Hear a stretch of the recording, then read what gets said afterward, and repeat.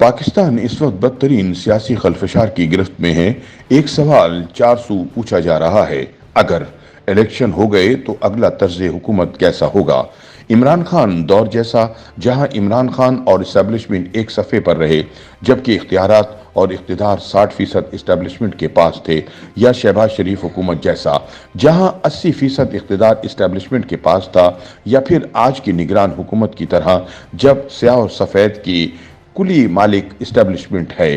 ان خیالات کا اظہار سینئر سیاسی تجزیہ کار حفیظ اللہ خان نیازی نے اپنے ایک کالم میں کیا ہے۔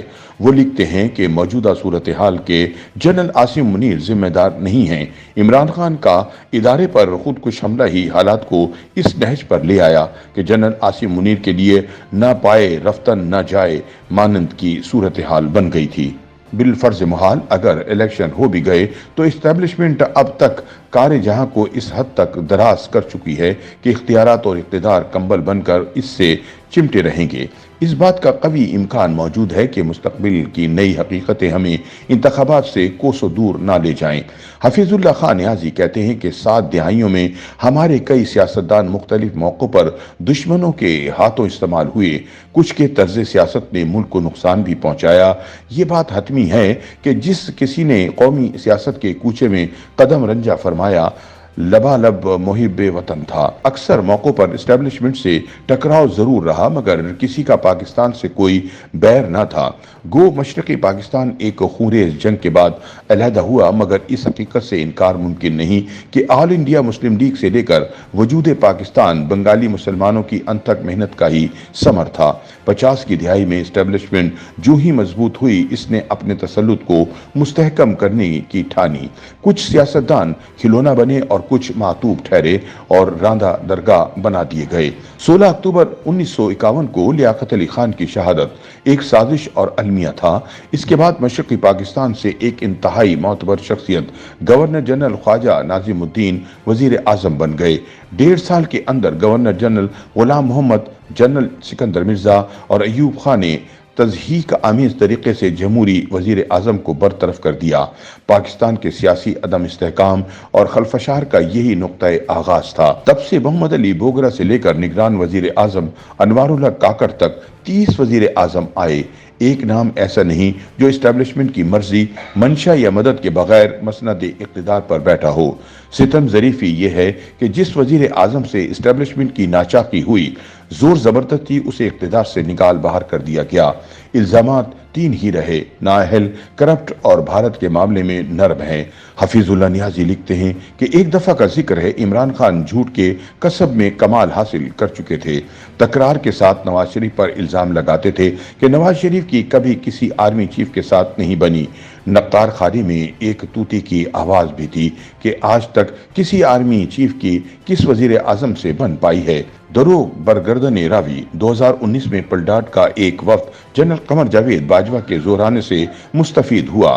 عمران خان کے برسر اقتدار آنے کے بعد جنرل باجوہ اپنے آپ کو افلاطون یا خلیل جبران کے پائے کا فلاسفر مفکر سمجھ چکے تھے۔ حسب معمول ملکی سیاستدانوں میں حب الوطنی کے سرٹیفکیٹ بانٹ رہے تھے۔ روانی میں نواز شریف کی حب الوطنی کو سراہا جبکہ آصف زرداری کی حب الوطنی پر سنجیدہ سوالات اٹھا دیے۔ 75 سالہ ملکی تاریخ ایسی لنگر گپوں اور شگوفوں سے بھری پڑی ہے۔ ریاست کا ایک ویلن شیخ مجیب الرحمن بھی رہا۔ یقیناً اس کی آخری چند سال کی سیاست کا دفاع ناممکن ہے کہ بھارت کے ہاتھ کھلونا بنا رہا، مگر 2 دہائیوں کی سیاست میں اس کی حب الوطنی پر انگلی اٹھانا صریحاً زیادتی ہوگی۔ 1965 کے صدارتی انتخابات میں مادر ملت فاطمہ جناح کا پولنگ ایجنٹ بنا۔ کیا کبھی ان عوامل پر بھی غور ہوگا کہ شیخ مجیب الرحمن محب وطن سے غدار کیوں کر بنا؟ آج قوم اذیت پسند بن چکی ہے اور ایک نفسیاتی خلل میں مبتلا ہے۔ عدم برداشت اور بدلہ لینے میں تجاوز قوم کا اوڑھنا بچھونا بن چکا ہے۔ مخالف کو اذیت میں دیکھنے کے لیے اس درجہ متمنی کہ قرآن، آئین اور قانون سے ماورا سزائے دینے میں ہر وقت کمر بستہ ہیں۔ سرے عام پھانسیوں کا مطالبہ، جسمانی اذیت، عقوبت خانے آج بھی من کو بھاتے ہیں۔ حفیظ اللہ نیازی کہتے ہیں کہ 7 دہائیوں سے جاری اسٹیبلشمنٹ اور سیاست کی پرتشدد سیاسی کشمکش مملکت کی چولیں ہلا چکی ہے۔ صاحب فکر و نظر تھک چکے ہیں۔ एक लड़ाई थमती नहीं कि एक और भयानक लड़ाई का आगाज हो जाता है। अहले वतन फिर से एक दूसरे के खून के प्यासे हो जाते हैं। इदारे और अवाम हर दौर में बाहमी बदएतमादी का शिकार रहे। दुश्मनी का लामुतनाही सिलसिला आज भी जारी है। सियासत को हमेशा अपनी अवामी ताकत और राय आमा पर घमंड और भरोसा रहा है, जबकि फरीक सानी की ताकत, रियासत, असबाब और मशीनें नाकाबिले तस्खीर हैं। मगर जब अवामी खलफशार हद पार कर जाए तो दोनों फरीकों की तबाही मुकद्दर रहती है। अब मामला मिट्टी पाव या धाग बिठाने का नहीं, इस वक्त तदबीर, फहम फरासत और मामला फहमी चाहिए, क्योंकि मुमलिकत मुंह के बल औंधी पड़ी है। बज़ाहिर जो तदबीरें मुस्तहकम नजर आती हैं वो वक्त आने पर उल्टी पड़ सकती हैं। 75 साल से जारी बिल्ली और चूहे का खेल एक बार फिर खतरनाक मरहले में है। सियासत बामुकाबला इस्टेब्लिशमेंट की इस वक्त चौथी बड़ी लड़ाई जारी है। इससे पहले 3 लड़ाइयां लड़ चुकी हैं।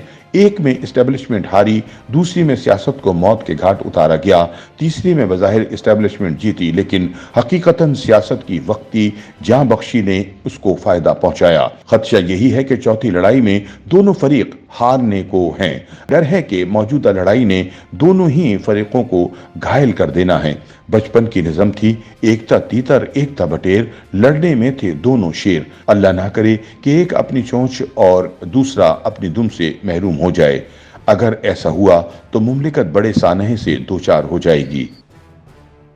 YouTube पर गूगली न्यूज देखने के लिए youtube.com की सर्च बार में गूगली न्यूज टीवी टाइप करें। गूगली न्यूज के पेज पर सुर्ख रंग के सब्सक्रिप्शन वाले बटन पर क्लिक करना ना भूलिए। YouTube पेज पर अपलोड होने वाली वीडियोस से बाखबर रहने के लिए बेल आइकन पर क्लिक कीजिए। आपको हर नई वीडियो के बारे में नोटिफिकेशन मौसूल हो जाएगा।